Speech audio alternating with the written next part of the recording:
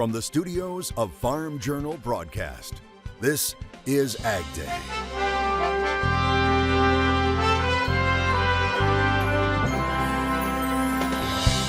Meat exports continue to surprise. To the U.S. industry, and export values nearly $500 ahead this last year in 2022. So where could U.S. beef be heading next? Dairy delivers in 2022. We got some exciting news in October. We look ahead to the future at this year's Milk Business Conference. As some hopeful signs emerge about inflation sending the markets higher right now on AgDay. Good morning, I'm Clinton Griffiths. Grain and livestock markets making gains along with outside markets. After a new report showed inflation in the U.S. slowed again last month. The government says consumer prices rose 7.1% last month from a year ago. That's down from 7.7% in October and the recent peak of 9.1% set back in June. It represents the fifth straight monthly slowdown. Some market watchers say it's the strongest evidence to date inflation in the country is steadily slowing from the price hikes that first hit about 18 months ago. Taking a look at just food at home inflation, it's up 12% over the last 12 months. Now that's up 0.5% from last month. Diving deeper, this is the year-over-year percentage change in retail food prices. You can see eggs up for the year almost 109%, while flour comes in second, followed by coffee, pasta, cookies, and sugar, while bacon, lean ground beef, and other beef products have declined. New numbers show demand for U.S. beef overseas continues to grow. The U.S. Meat Export Federation reporting October beef exports are up 8% from a year ago. And in the first 10 months of this year, beef export value increased 18%. Farm Journal's Tyne Morgan updates us on demand for U.S. beef around the world and possible new markets. China continues to show a hunger for U.S. grass-fed beef. The numbers show in 2021, China had record grain, meat, and poultry imports. This year will be slightly down from last year's crazy numbers, but still very high. And the trend is for more food imports. And that's why he sees continued growth for U.S. meat exports for now. Do they want to reduce their dependence on food imports? Yes. But I think they'll take a pragmatic approach. Randy Block of Cattle Facts is watching the robust hunger for U.S. meat unfold globally. If you look at demand curves in here, global beef demand is at the highest level on record here in 2022. He says that's happening despite beef demand in the U.S. tapering off a bit compared to the historic demand the past 2 years. And a key piece of 2022's success is the exports. For every pound of beef that we export, we generate about 60 cents a pound more on what we export versus what we import. You bring that all back to a value proposition to the U.S. industry, and export values nearly $500 ahead this last year here in 2022. Well, a shrinking cattle herd in the U.S. could curb the volume of exports over the next few years. Block thinks meat exports will moderate, but not see a sharp drop in 2022. And one area where the U.S. still has the upper hand is in high-quality beef. The U.S. produces 70 to 75% of all of that high-quality protein or beef in the global marketplace. As the popularity of e-commerce for food shopping explodes in the Asia-Pacific region, USMEF's Jihai Yan says the country that's the most advanced in e-commerce right now is Korea. They actually can buy anything, even if the fresh steak or ice cream or fresh vegetable through e-commerce that will be delivered early in the morning on the next day. And even at the cheaper price. In the past 20 years, per capita meat consumption in Korea alone has grown 60%, and that's largely due to eating more beef and chicken. If they are pinched with the tight budget, they cut down the fruit first, and then vegetable, seafood, and the meat is the last one they cut down the spending. All right, thanks, Tyne. And what about moving that product overseas? It appears to be getting a little cheaper. Logistics company Freightos says the average spot rate for a 40-foot equivalent unit is just over $1,400. That's moving between Asia and the West Coast. That's down 26% from the previous week and down a whopping 90% from a year ago levels. East Coast rates are also down 78% lower from a year ago. Freightos says lower fuel prices are helping to bring those prices down. That massive winter storm we first told you about yesterday brought severe weather to the central U.S. Tuesday. That includes dangerous blizzard conditions in the central and northern plains, icy weather in the upper Midwest, and severe storms with tornado threats along the Gulf Coast. At the Dallas-Fort Worth International Airport, passengers were told to move away from the windows as alarms went off due to severe weather in the area. And the severe weather continues here midweek with blizzard warnings up in other parts of the country. Meteorologist Matt Yurosavik joins us with more. That's right, Clinton. We've got some messy weather across the middle part of the country, and it's bringing some severe weather to parts of the south and the east coast as well. Heavy rain turning to heavy snow. We've got a lot of that going on, and behind this system, cold air going to be moving on in. Take a look at these temperatures across the upper Midwest all the way back into the northern Rockies. Temperatures falling down into the 20s, even some teens going to be seen over the next few days. And as this system moves eastward, that cold air going to follow it right on through the middle part of the country. So anywhere that is seeing some heavy rain right now, it is going to drop some at least 10 or 15 degrees as we head towards the end of this week. We're going to be watching for heavy snow continuing across the north central part of the country and then right on into the northern Great Lakes. And then as this system slowly starts to wrap up, we see a lot of lake effect snow that's going to be kicking in downwind of the Great Lakes as we head especially towards Friday, Saturday, and Sunday, something that we'll continue to track right here on Ag Day. Yields in the Fields on Ag Day is brought to you by Micro Essentials from Mosaic. The science of more. Discover our proven products. Text yields to 31313. And it was a busy day yesterday for Christy Gertis with more than 8 inches of snow predicted for Billings, Montana. They trailed the cows home before the storm arrived. I'll have more on your forecast coming up. Weed Warriors on Ag Day is brought to you by Fierce, a pre-emergence herbicide with 3 formulations. Learn more at valent.com/fierce. Always read and follow label instructions. For this Weed Wednesday, why fighting back against weeds starts by cleaning your combine. Just look at where foreign materials such as weed seed can collect inside of your combine. Now it's estimated one Palmer Amaranth plant can churn out 500,000 seeds. One water hemp plant can create 250,000. Daniel Smith is an agronomist with the University of Wisconsin-Madison. He says when a combine rolls over those 2 plants, around 95% of that seed is retained until it can be mechanically separated. Now he says a vast majority of that comes out of the back of the combine, but he's estimating 20% stays inside to be slowly dispersed back into the field or beyond. So how do you get rid of it? Before you park the combine, make sure you use a cordless electric leaf blower and diesel-powered air compressor to clean it out, especially the head and grain platform along with the feeder house. Good advice there. We'll dig into the dairy industry and the outlook for markets coming up next. And later, rethinking this year's farming decisions with growers in Louisiana. We'll look back today.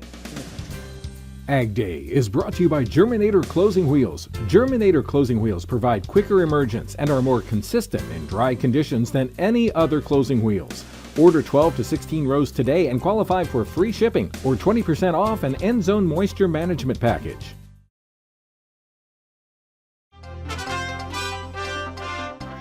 Prices in the dairy aisle don't seem to be easing heading into the holidays, but the dairy industry says even with the inflation headwinds, there are some bright spots for dairy consumption in the U.S.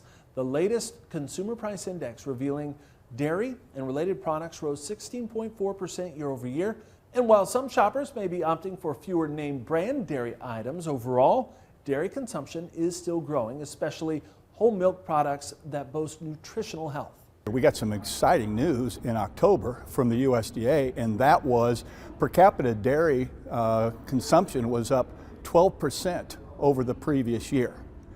Now that 12% was driven by cheese, butter, and yogurt. If you look at those 3 categories over the previous decade, it was 18% increase, 13% increase, and 2% respectively. So, those things excite us. Irwin says one of those partnerships is with the Mayo Clinic. The research will explore the science of dairy foods and the role whole milk products play in cardiovascular and metabolic health. Farm Journal's Tyne Morgan is at this year's conference. We will have more reports from her throughout the week, including Starbucks' take on dairy in their stores. And we saw strong dairy prices this year, but margins were only so-so due to higher feed prices. So what can we expect going forward? AgDay's Michelle Rook talks it over with Brian Doherty. Joining us today with market analysis, Brian Doherty with Total Farm Marketing. And Brian, let's talk about the milk market, because we've had a setback in that market. It seems like demand fears globally have kind of overridden or outweighed some of the tight supplies that we've seen. They have. We're just not seeing that robust across the board momentum in the milk market. Production numbers are up a little bit last month. And unfortunately, if you're bullish, you can look at the idea of increased demand and the economic conditions. You might want to argue friendly stock market trying to hold up its momentum, but you just don't have that demand that we saw, or more importantly, you just don't have that fear of tightening supply. It looks like that has leveled off or increased a little bit. Yeah, I know that was kind of what was helping to push the market early on. Do we get back above $20 here per hundredweight on the milk market? I think we do. What I'm arguing is I don't think we're going to see that $23 to $25 milk number anytime real soon, unless there's something else behind the market. Now, last year when we saw those prices and with a big push higher, we talked about weather affecting corn, and maybe there was all that talk of $10 corn and things, dry weather that had the consumer or the producer really concerned. I don't think we have really any of those variables from a perceptive momentum carrier right now. And so what it looks like is the producers kind of weathered the storm. They're producing a little bit more. We're not seeing the demand cycle in a big way. We can hope that happens, but you got to have it happen to actually push prices higher. And we're just not seeing that yet. And the end result is that it looks like the consumer is probably a tepid buyer at higher prices, and consequently you're kind of stuck in this around $20 mark. Okay, appreciate your time and analysis as always. Brian Doherty with Total Farm Marketing, and we'll have more Ag Day, including ag weather, coming up. To discuss marketing strategies, call 800-334-9779. Coverage of the 2022 Milk Business Conference on Ag Day is brought to you by Rabo AgriFinance. Discover how an unmatched network of local relationship managers and sector experts can help you confront agriculture's challenges and seize the opportunities that lie ahead. Growing ambition. Learn more at raboag.com. Meteorologist Matt Yurisovic joining us here, taking a look at our jet stream, and you can see right there over Omaha where this storm system's sitting. Yeah, and it's going to continue to move kind of to the north and east, and as it does, it's going to pull in a lot of cold air there on the backside, but also allow temperatures to surge a little bit out ahead. And you can see the jet stream kind of dips down to the south, right through the middle of the country, but then surges to the north along with those temperatures right along the east coast. That's going to allow a little bit above average temperatures, especially up into places like Atlanta, Wilmington, Richmond. But then the colder air starts to come in on the backside of this system. That's going to bring very much below average temperatures through a big part of the country, not only for the rest of this week, but into next week and leading right into that Christmas holiday as well. Here's a look at the jet stream. Notice that storm system where it's moving, it kind of stalls out over Minneapolis, but continues to spread colder air. And with that wind coming out of the west-northwest, lake effect snow going to be possible downwind of the lakes there as we head into the weekend. Then we get a little bit of burst of some milder temperatures earlier next week, but here comes the cold air just in time for the holiday weekend, slowly drifting southward into parts of the really the northern half of the country, and that's something that we're going to continue to keep an eye on. Temperatures though out ahead, a little on the milder side, but notice we've got the colder air continuing to move in on the backside of this system. Cold front tomorrow morning right across parts of the Midwest, and that will continue to move eastward as you can see that colder air filtering in back to the west. So here's that system right here. Big cold front pushing a lot of moisture up from the Gulf of Mexico. Mexico. And along this front, some of those showers and thunderstorms could be on the heavier side down in the south. Meanwhile, heavy bands of snow continue along with very gusty winds, and some blizzard warnings continue in areas up into the Dakotas really through Thursday evening. So as we head through this is where most of the snow is going to fall, really from eastern Montana through the Dakotas and then northern parts of the Great Lakes and Midwest. That's where most of the snow will be falling, but a lot of moisture with this as well. Farther down to the south, a couple of storm systems over the next 10 days going to bring heavy rainfall to the mid-south and deep south, something we'll continue to track right here on Ag Day. That's a look around the country. Now let's take a look at the weather where you live. Birmingham, Alabama, periods of showers with a high near 61 degrees. Heading to Wall, South Dakota, a blizzard warning in effect, snow and blowing snow likely, a high of 21. And Amarillo, Texas, sunny and cooler, a high of 48. The NRCS Conservation Stewardship Program cost shares more than 150 practices on farms and ranches. Visit your local service center or farmers.gov today.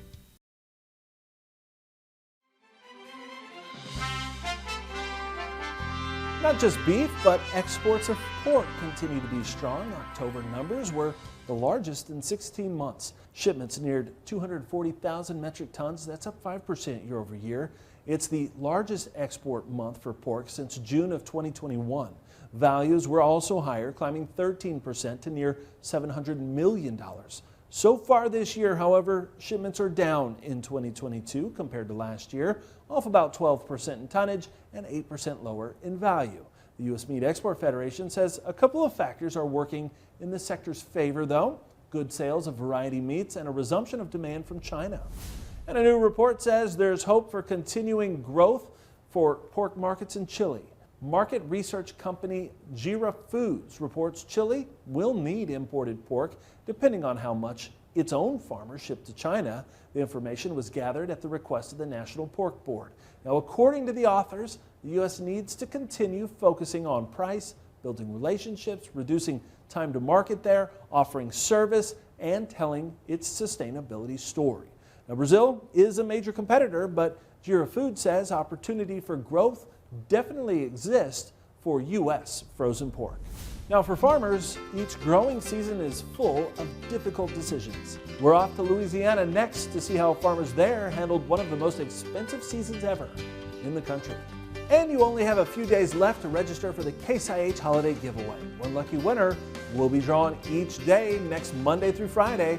We'll announce those winners on Ag Day. They will receive a Case IH prize pack.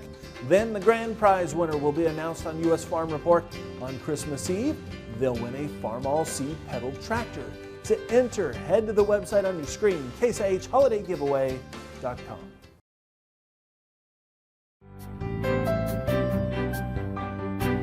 As 2022 wraps up, now is a good time to remember and review the farming decisions from this year. In Louisiana, regardless of what they planted this spring, farmers grew one of their most expensive crops ever. This week in Louisiana Agriculture's Carl Wiggers visited a farm making tough decisions in Lake Providence as planters rolled. Ahead of this spring, a lot of farmers like Philip Tomlinson have been really crunching numbers. Over the past few months, that's been even tougher with such volatility in the markets and the increased price of inputs.